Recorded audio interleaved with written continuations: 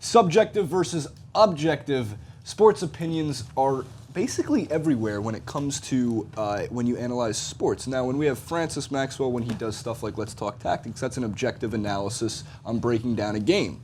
Then you got people like me who will sit here and say, I hate James Harden, which is a subjective opinion, but there's a major difference, joined by Francis Maxwell, Ben Mankiewicz, Jason Rubin here. And this is an important conversation that I very much wanted to have, because in sports opinion, which is through podcast, TV, internet, TYTSports, wherever you Talk radio, wherever you really get your sports news and information from, there is a responsibility from those who are talking, the talking heads of the world, the speaking heads of talk radio, to be objective and fair in your points, but there's also the freedom that should exist to be subjective when you want to be, without hurting your own credibility. Well, I think objectivity, I went to journalism school, and we talk a lot about objectivity, and objectivity strikes me as an impossible standard. We're not objective. Let's Talk Tactics is not objective.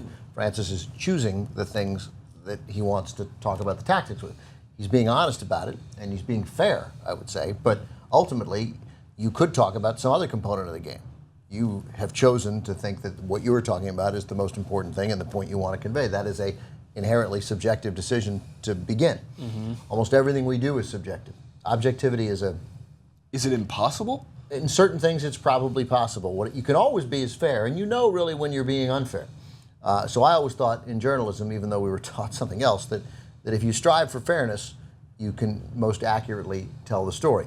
Journalists have so often now turned to where objectivity for journalists means now, for some journalists, not the really good ones, but still, that you have to tell both sides of the story. Mm-hmm. As if both sides of the story are equal, as if both sides of the story have the same merit. Like, for example, climate change, right? Yeah. There are not two sides to that story. There's one side to that story. There are many sides to what do we do about it. That's a fair point. Some people might say, let's do nothing anyway. Mm-hmm. But pretending that it's not a thing, that's not a story. And for years, journalists covered it that way, and that's happened thousands and thousands of times throughout history. So, when you say you hate James Harden, that is obviously subjective, but on its face, people know that's subjective, and if they don't know that, don't really care what they have to say. Right. It seems that the more journalists that are out there that are directly subjective and really open about it, it's a little bit more intriguing. And that's why a lot of people, especially in the industry that we're in here at TYT, you get someone like Cenk, who's clearly subjective on many of his issues and loves to put that across, and therefore people are more compelled to watch him. Like you said, I hate James Harden. It's very subjective, and it poses a reaction with certain people. And I agree with Ben, to be objective about a certain thing, especially in sports, is very, very hard. And you can give at the two sides to the coin, but if you're in to talk about one particular thing that you want to talk about, that we all pitch together, that's subjective. We can talk about how Lionel Messi and Cristiano Ronaldo are kind of on the same page, but we're still subjective because we want to talk about that. We mentioned it. It's not just something that just circulated out of nowhere. You've prioritized in some way. And Cenk, for example, to use his example, because it's a good one, the Young Turks is a subjective show. But I think by and large, and there's some exceptions sometimes, but Cenk is incredibly fair in his subjectivity. Mm-hmm. He's got a point of view. He's going to make that point of view. But again, he's fair. He will be, in general, open to points that change his mind. I've seen him change his mind almost 180 degrees on a number of issues over the years. And I think that there's a good balance. If you come out and says, I hate James Harden, he's not good, that's when you're being sort of ridiculously... that's when you're being unfair. It's been unfair, and it's not valid at all. So there's a point to be made about whether you let your subjectivity overwhelm the whole issue. Many people would dislike Cristiano Ronaldo, but you cannot take away from the fact that he's a fantastic player. So you can be subjective in saying that Lionel Messi is better, but you still have to give the other side of it. And I think that too often talking heads, people in our realm, because that's what we are, that too often they think that, you mentioned it. You said that subjectivity is likely to be more interesting, mm-hmm. right? Because it's more likely to be compelling. Yeah. Because you're making an argument, and that's what's working at least now, and it seems like forever on television, is when you're making an argument and trying to convert people to your side, or sometimes, more often than not, you're just preaching to the choir. Sports, at least, is an open forum, because sports, unlike unlike Fox, which is watched almost entirely by conservatives, and then in this rare case, I compare them MSNBC, which is watched by 7 or 8 liberals. Yeah.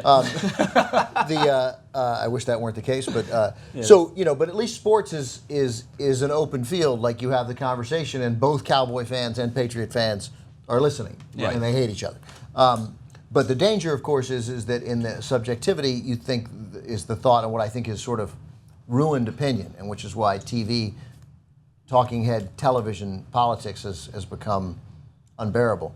That's what because I was the gonna idea say. is have an opinion, and just that merely having the opinion and saying it loudest and saying it as concisely as possible, that wins the day rather than the idea behind your subject. This is kind of taken away from sports, but it's something that I've always loved to talk about. Coming into the United States, I've never seen television broadcasts so blindly subjective than what I have seen in the United States. With an agenda. And it's also, I feel that the public are almost discredited because they don't get given the news anymore. Because the show is called Fox News, CNN News, but they don't give you news. They give you what they imagine is news. It's their subjective point of view, and they deliver it in a way that people will actually believe that this is true facts. Like, they'll tell you a fact about a politician that they've grasped at, and they make you believe that that's the only side of the story. And that's when I come to the US, I was so surprised by that, because I turn in a news channel, I'm expecting someone to tell me what's going on in the world, but not to be like, because if you silly little man. If you look at the BBC or anything in the UK, they'd be like, oh, this thing happened, this so happened. Just What say happened. you come into the United States and turn it on the TV and hope to find out what happens. It's adorable. Yes. It's almost as if that's what the news is one of the supposed things to do. that absolutely reigns king is, especially at least in TV news and in sports TV in general, they take out of context. Context is key, and it seems almost unfair. And the one example I use is you, Ben, when we do sports clips, when you go on the main show and you do news and politics clips, you don't read quotes out of context. Maybe that's something you learned in journalism school. Maybe that's something you've picked up along the way. Maybe it's because you're a respectable person. Maybe. But it just seems like when you pull pieces of a story and never give the story its full context, it just becomes unfair. So it's really not subject. I was going to say, you said the word. It becomes unfair. You know when you're being unfair. A responsible person knows when they're being unfair. Why do you hate James Harden? I don't like the way he plays his game. I think the idea of going to the basket with your arms out, and yes, he transcended the way you could play basketball by getting to the line and scoring 20 from 20 from the free throw stripe, from the charity stripe, and he made those shots. He also has a deadly three-pointer. I just don't like James Harden for few reasons. One, how he gets to the line is he's just asking for it. He has that Euro step. But if they don't, they could not foul him. But he finishes. Right. But it's just the way he goes about it. He also has terrible celebrations. And I don't like his beard. I was going to say, is there an underlying factor about how he can grow that beard? And look, and yes, that is purely subjective, but I am the first person to always say, and I was one of the few, at least throughout TYTSports, that said the Rockets could make the championship, the NBA Finals. Inconceivable. It is not inconceivable, but Chris Paul doesn't. It's very subjective. Inconceivable. Well, yes, it is subjective, but at least it's fair. And of course, there's a lot of. We did a whole clip on why we hate the Houston Rockets, but at no point through that clip did we ever talk that the Houston Rockets are a bad basketball team. At no point did we ever say that the Houston Rockets are not going to make the playoffs. They were the 2 seed on the back of an MVP year. I learned something, Houston is my least favorite American city. St. Louis and Houston, just places that nobody with a choice of where to live should live there. You go there if you're being punished in some way, right? And Been to St. Louis. I learned Beautiful that early on, and this will be very relevant for you. Early on, Bruce Springsteen and the E Street Band, they were obviously big in Jersey and Philly, right. and they had sort of a second home in Richmond. But if they had a third home, and certainly in the Southwest, it was Houston. A place they loved to go, were always incredibly well received, and Springsteen has an incredibly soft spot for Houston. I gotta tell you, I'm so impressionable that mere fact that I learned this week made a difference, and I hated Houston slightly less. Well, before we go, on that note, the Astros are a lovable team this year. They are, except for the Houston part of it. But yes, and the division. So they were just the Dallas Astros. No, I don't know. So a final question, a final question without opening up for you to go into a further perspective on it. Do people hate James Harden the same way that many people would hate LeBron James? In the way that he plays basketball, in the way that he's that figure that's almost you love to hate, rather than just It's hate.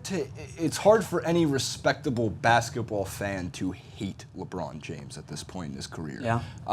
It's the same, I guess, as like if those who I hated Mike. Actually, the example I'll use: growing up, I severely disliked Reggie Miller, which has bred my dislike for the Indiana Pacers because they always beat my Knicks. And when you watch your team lose on the back of one player and a certain group of players, not that the Pacers were a bad team, fantastic team in the 90s. Reggie Miller, one of the best, I want to say one of the top 10 best players of the 90s. Am I wrong on that note, Ben? Probably. Probably. Okay, fair enough. No, he was a great player. I love Reggie. Great One player. of my favorite players. Yes, and just I love Reggie Miller now. I think he's an amazing commentator. I think sometimes he pulls some facts out of his ass. But in terms of Reggie Miller nowadays, I don't hate the Pacers anymore. But I did when I was growing up because the same way how Ronaldo will beat your team, the same way Messi will beat your team, you get annoyed by it and you're bored of it and you want to see your team win. We got to go, but was it 8 points in 17 seconds? 8 points in, I think, 11.2 seconds. To beat the Knicks in a playoff game was awesome. Why? It wasn't awesome, Ben. sounds- Right, it was so Sounds great. pretty So phenomenal. 2 threes and 2 free throws. It was really special. Take us. Now you have to sign us off because I have no energy. Subscribe, right? That's what we tell them? That's we what tell you them? said. What do we tell them? Should be right here. What else could they Oh, do? we've got more annotations. Subscribe, or you could call your friends, tell them to phone in. Do we take calls? There's more annotations now. There's a box around you, so You can click on a subscribe. Click on Ben for more TYT Sports. Wow. Smile, Ben.